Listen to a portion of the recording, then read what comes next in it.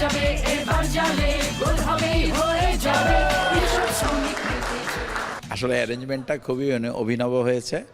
Basically বিশ্বকাপ নিয়ে তো অনেক ধরনেরই কথাবার্তা, অনেক ধরনের অনুষ্ঠান হয়, বাট এই ধরনের অ্যারেঞ্জমেন্ট চ্যানেলে প্রথম হলো এবং এটা একটা অন্য ধরনের আমেজ তৈরি করছে এবং অন্য ধরনের উৎসাহ দিচ্ছে। বিশ্বকাপ বিশেষ করে এই যে প্রতি 4 বছর পর হচ্ছে, এটা কিন্তু একটা বিশাল অ্যারেঞ্জমেন্ট এবং এই উন্মাদনা সারা বিশ্বেই কিন্তু ছড়িয়ে গেছে। আর বাংলাদেশে আমরা তো অবশ্যই ফুটবলের ব্যাপারে অনেক বেশি উৎসাহী। আমি ব্রাজিলের সাপোর্টার। ফুটবল একসময় খেলতাম, সেই যখন স্টুডেন্ট ছিলাম সেই সময়। একসময় কিন্তু স্টেডিয়ামে গিয়ে ফুটবল দেখতাম।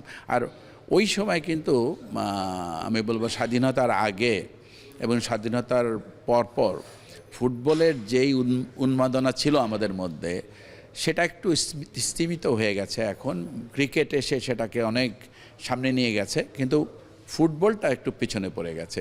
তা আমি মনে করি যে আমরাও পারবো। যদি ক্রিকেটে পারি তাহলে ফুটবলে পারবো না কেন?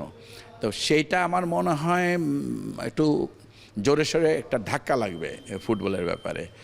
আর বাংলাদেশে তো গ্রামে গঞ্জে মানে সব জায়গায় বাচ্চারা একটা বল পেলেই নেমে যায় খেলতে, আর বৃষ্টির মধ্যে খেলা সেটা তো অন্যরকম আনন্দ।